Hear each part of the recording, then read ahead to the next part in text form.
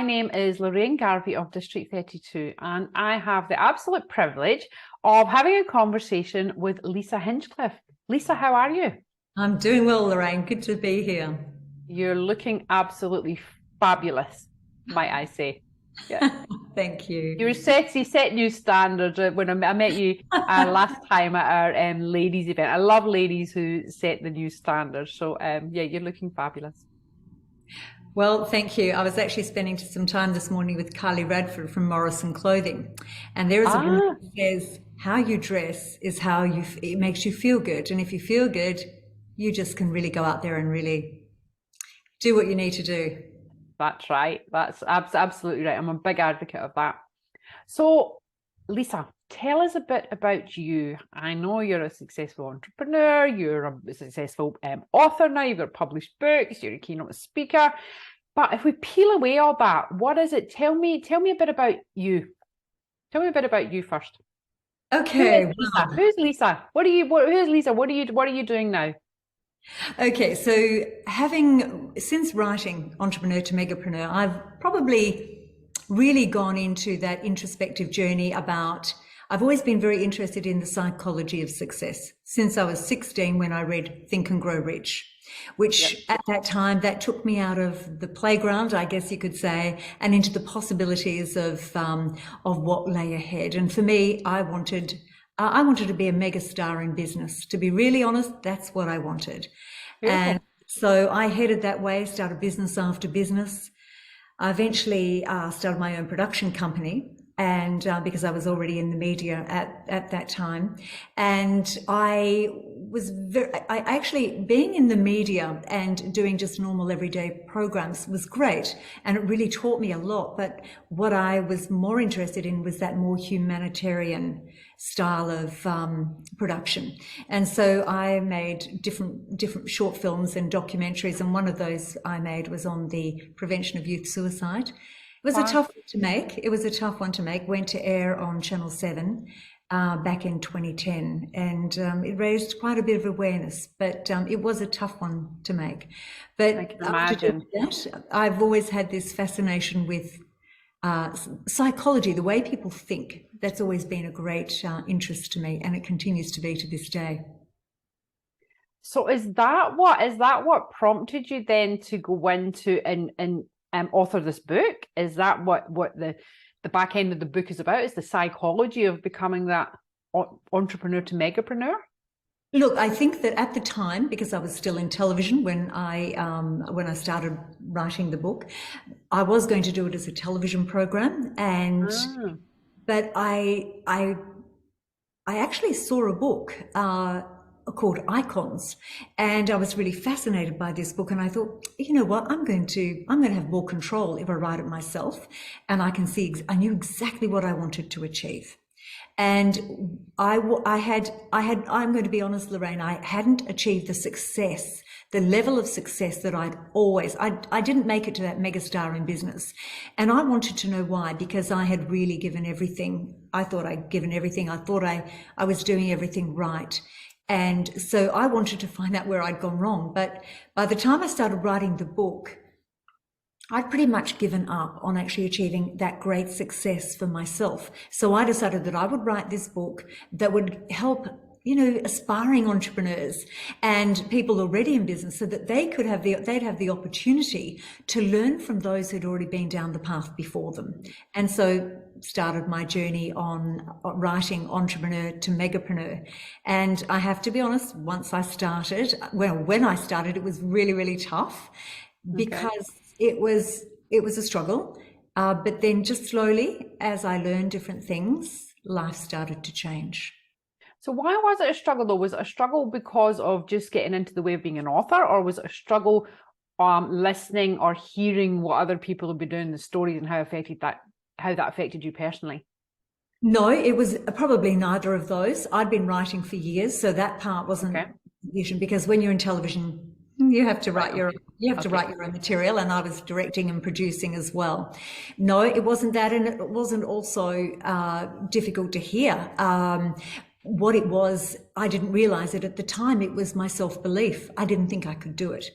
And I kept doubting myself. I had this massive, massive doubt. I was having, I don't know if there are really, unless you already are a megapreneur, I think most of us have doubt. I think we doubt ourselves. And so every day I actually had to get over that. But as I started to implement what I was learning from these megapreneurs, I noticed that things started to change. But what I did become aware of, probably quite late on in the pieces, and now I call it my, you know, the little voice that's in here. Yep. I call it the inner saboteur. And my inner saboteur, I hadn't realized pretty much for my whole life had been pretty loud. And I guess I'm talking, you know, the inner saboteur is basically feeding your belief system. Whatever you believe, your inner saboteur just wants to tell you, you bet you're right on with that one. You are no good. You're not good at that. You know, you shouldn't be doing this. People are going to think you're whatever. And so mine was alive and kicking, but I became aware of that once I started to write for the first time. And I think for a lot of people, they get so busy living lives, particularly women, because we are constantly on the go. We're wives, mothers, sisters, daughters, girlfriends, and we don't stop to really think about how we're going along on our journey. And so I think writing about what I wrote about and meeting these people made me stop, which I think is so important that we do. Stop, have a really good think about how you're feeling, what kind of a conversation you're having with yourself, and that changes the way, that does actually start to have an impact. And it certainly did on me. Wow. So profound book, professionally and personally. Oh, yeah, it was. It has changed. It has changed my life. It has changed my life. I hope it's changed a few others who might have read this. What I did do, though, I wanted to go in quite deeply. I wanted to go in behind the face. I didn't want it to be a dot point, you know, where you get to know somebody on the surface. Because when you, I think really to understand how people behave, you have to really go in beyond the surface. It can't just be what the public sees. You have to go in beyond the face. Yep. So like, I've not read it myself yet, but I will. Everyone who comes to an event next week is going to receive a copy, which is fantastic. Great. But, Lisa, before I get into that, Lisa, what's next for you then? What's next? What's beyond the book? What learnings have you, you've said it's changed your life. So yeah. What ways has that impacted your future direction on what's next for you? I think I'm far more aware. I guess when I was writing the book, one thing that I kept saying to myself, Lise, think more about what you're thinking about. Think more about what you're thinking about. And these words just kept coming in to my head. And so I now think more about what I think about. And so I think I am definitely very interested in being conscious of our subconscious mind.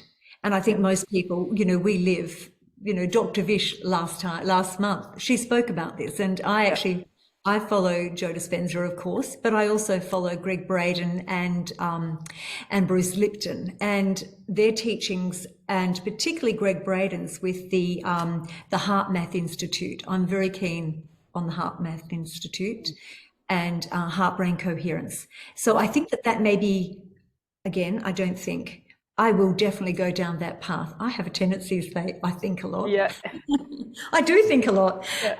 Yeah. So I will definitely go down the path of exploring that more about what, not for me personally, but how I can help other people to become more sure of who they are, and so that we can all have that opportunity to get out there and live the life that we actually want to live, not the life that we need to live, but the one we want to live. Well, Lisa, it's really refreshing to have an authentic conversation with you. Oh, good. And it's not coming, it's not coming from, this is what I did, I'm going to show you the way I've done it. You're coming from, well, I didn't manage, but here's what I've left since. Can I share it with you? And I just think that's such a you've already won 10,000 fans by being just by being authentic, because then we feel that connection to you on our thoughts of inadequacies and limiting beliefs. And I'm also a fan of the Three Amigos, as we shared before, and I'm a big believer in, or a big knower and that, you know, our words are literally singing our reality into what it is.